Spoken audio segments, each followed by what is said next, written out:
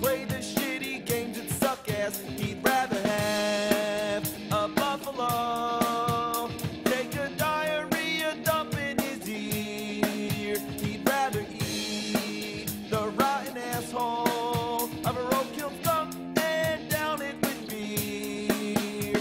He's the angriest gamer you've ever heard. He's the angry Nintendo nerd. He's the angry Atari Sega nerd. He's the angry video game nerd.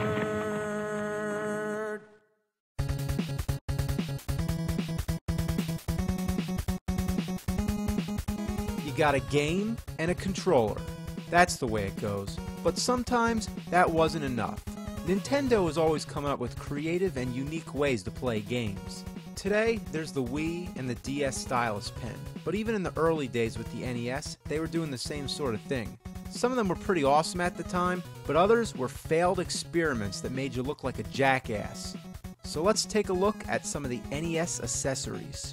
I already talked about the Power Glove. We all know it's bad, so bad. Let's start with the Zapper. Back then we just called it the gun, because that's what it is. There's nothing more satisfying than just shooting the fuck out of things. It was the quintessential gaming accessory. Almost every console had their own version of the gun. Only problem, it doesn't work so great anymore. Depends on the game, the kind of TV you're using, and the gun itself. I have 3 of them. The first one is completely random. Sometimes it makes its target, but most of the time it doesn't. The second one has a pattern. Every other round it like goes dead. So here comes the 2 clay pigeons. I shoot them, no problem. Then the next ones come out. I can't hit them, even if I press the thing against the screen. The third Zapper has the same problem, except that the pattern's swapped. What the fuck is going on? Even the alleged light bulb trick doesn't work. Here we have Wild Gunman. What do you gotta use your hands? That's like a baby's toy.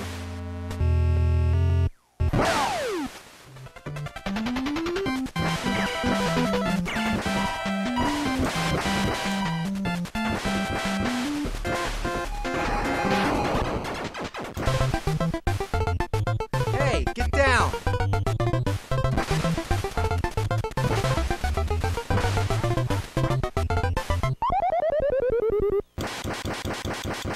The Super Nintendo also had its own gun, more like a big-ass bazooka, the Super Scope. If you're familiar with the Zapper, this one's a totally different story. The Zapper used light detection. That is, when you pull the trigger, the screen goes black for a fraction of a second and the targets become white squares. The Zapper detects whether or not it's pointing at the light, hence the term light gun that everybody likes to call it. But the Super Scope uses a sensor that you plug into the Super Nintendo, much like the Wii and its Wii Zapper. Another thing about the Super Scope is that it isn't powered by the NES. It's wireless, which you think would be cool, but that means that you gotta use 6 AA batteries, and this fucking beast drains them in a few hours. And why is the trigger on the top? It should be down here. This is balls. You think the Super Scope would be more reliable than the original Zapper, but it's not. Even if I point the gun in the same spot, the bullets just scatter all over the place, all because I'm using a flat screen TV. Now let's look at the Miracle Piano. It's a miracle if I could figure this shit out. You might be thinking, wow, Nintendo had a piano? Well, yeah, Nintendo had everything, but it was also available on other game consoles and home computers. It's got one game, which is basically a piano teaching tool. It's actually not bad. Well, that's really all there is to say. My only complaint is that the music comes from the keyboard, which is okay, but the metronome comes from the TV, and that can be a little confusing. Other than having standard lessons, you also get this robot game. Play the song right or the robot dies. Then there's a duck game. You gotta shoot the ducks. Oh, come on.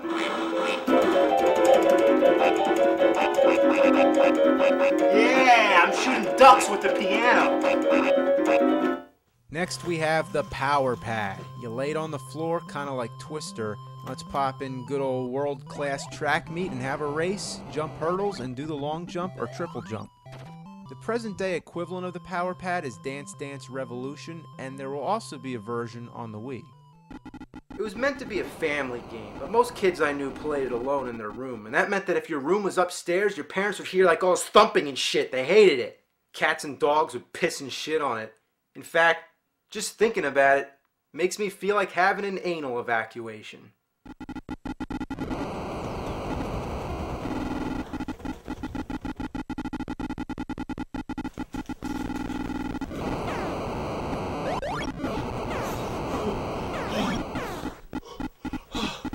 Fuck this!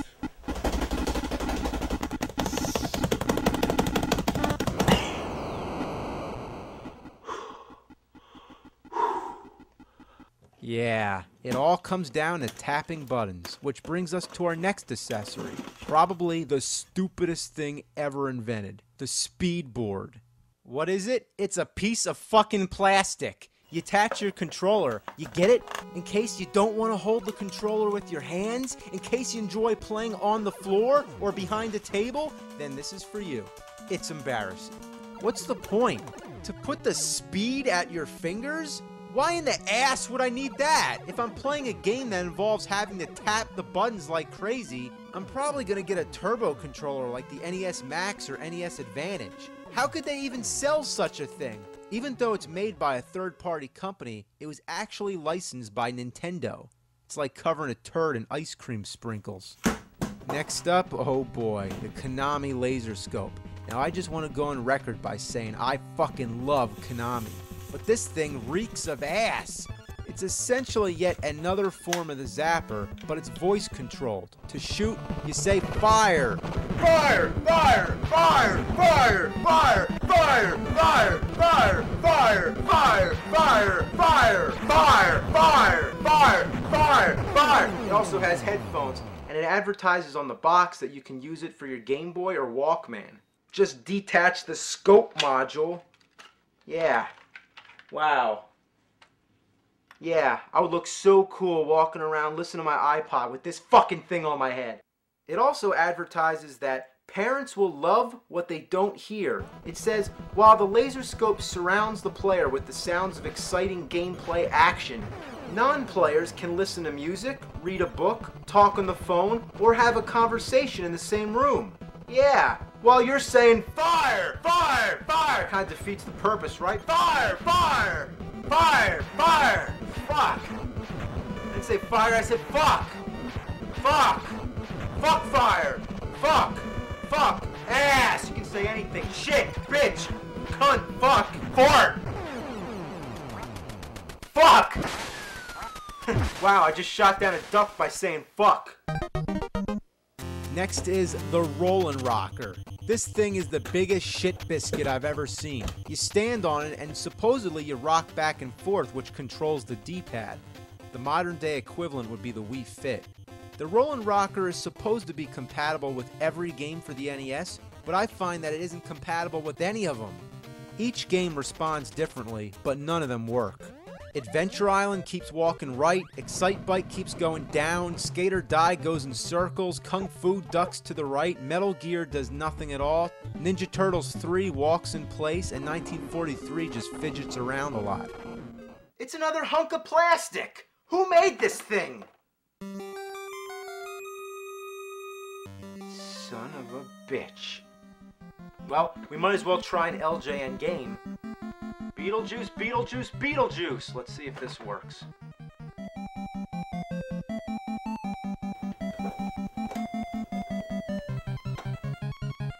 No, of course not. It doesn't. It doesn't work. It just doesn't work. I need a beer.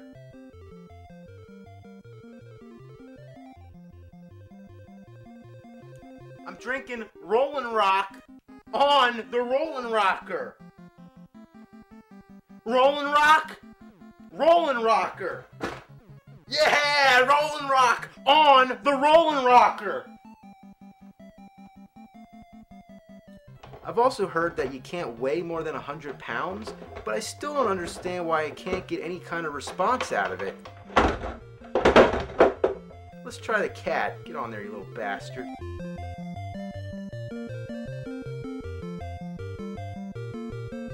Cat's like, fuck that shit. Even though the Rollin Rocker does absolutely nothing, The B and A buttons still work. Yeah, you plug the regular controller into it, so while you're standing on the thing, you still use the B and A buttons like normal. So even if it did work, what's the point? If I'm holding the controller anyway, why not just use the controller? It blows my mind. It's like, what were they thinking? One more. The U-Force. So hot, nothing can touch it. Nothing comes between you and the game. That's what the advertisement said. You open the thing up, it basically looks like electronic battleship. It's got a three-dimensional invisible power field. Wow, a power field. Now we're literally playing with power. Come on, jump. Jump. Come on, Mario, jump. God, how do I jump? Come on, jump. Ass. Oh, jump is over here. All right, here we go. Get the mushroom. Oh, now that's assy. Yeah, I know I use the word ass a lot. I guess you can say I'm an assaholic. Let's try Kung Fu. Yeah, I'm honestly surprised. This thing kind of works. Looking at the instructions, each game has a specific setup and a switch combination, kind of like the codes with the Power Glove. Punch-Out uses an upright position and a power bar. Everything's always power. What's so power about it? It's only a plastic bar, and why do you need it? Yeah, that's what I'm talking about. This actually works. I'm punching somebody with the U-Force. Oh, watch out. Oh.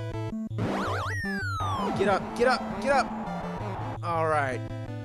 Alright. One more game. I can't believe we gotta touch this one again.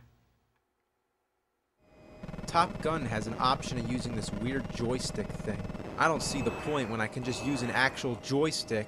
And what's really weird is that this thing, again, is just a piece of plastic. It doesn't have any wires connecting to it. You just plant it there. And the buttons actually work. And it steers okay, too. To tell you the truth, I'm stunned.